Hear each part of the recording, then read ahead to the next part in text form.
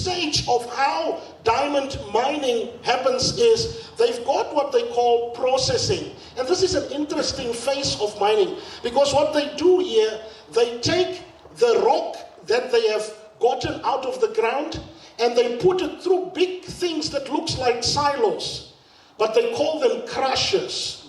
These things have got jaws, and these iron jaws break hard rock into smaller pieces. Then they've got another process there that they call screening. So when these big rocks have been crushed into sizable particles, they are screened. They've got panels on a screen with different sizes.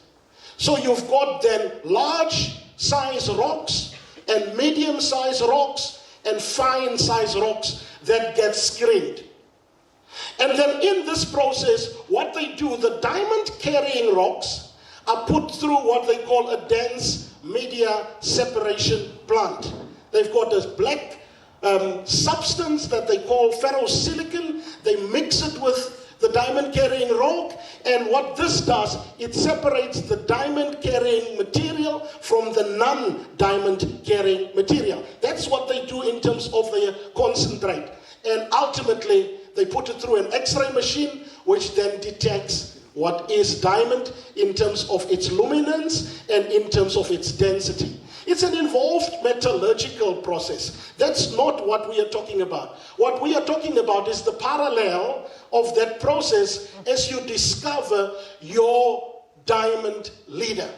Now, what are those parallels? Number one, if you talk about the first phase, which is the crushing, it is important that you understand that as you rise as a leader, as you rise to represent and to influence, that there will be crushing. Crushing can be opposing views to what you are convicted about. Crushing can be undermining economic circumstances that tries to deprive you from realizing what you believe you can. Crushing can be those words that come sometimes from our parents to say, you'll never amount to anything. That can be crushing. Crushing can be that voice that keeps on whispering in your ear from your peers who said, we did a bit, you know, we did a bit, there's gladness of honor. Crushing can be anything that tries to reduce the weight, the quality, and the magnanimity of what you carry. Crushing. The intention of crushing in the diamond mining process is not to injure the rock, it is to unlock the diamond.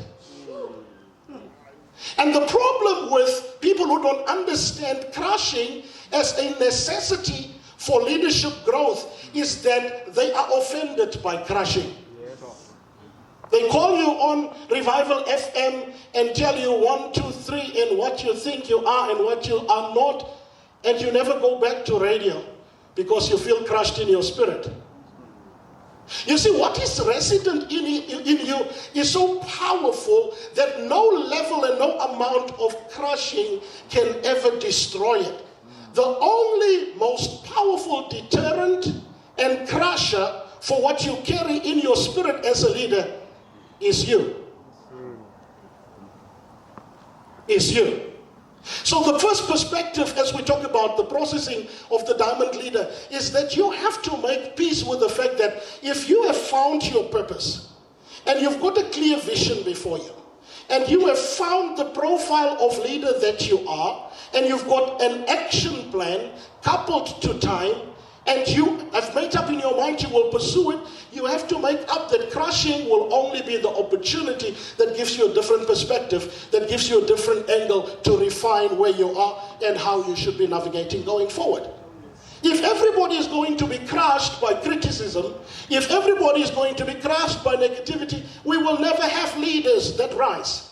And if anybody is going to take the crushing and be offended and they occupy a leadership position, we will have toxic leaders. We will have leaders who are on a mission to revenge. We will have leaders who've got a vendetta against others because you don't understand crushing.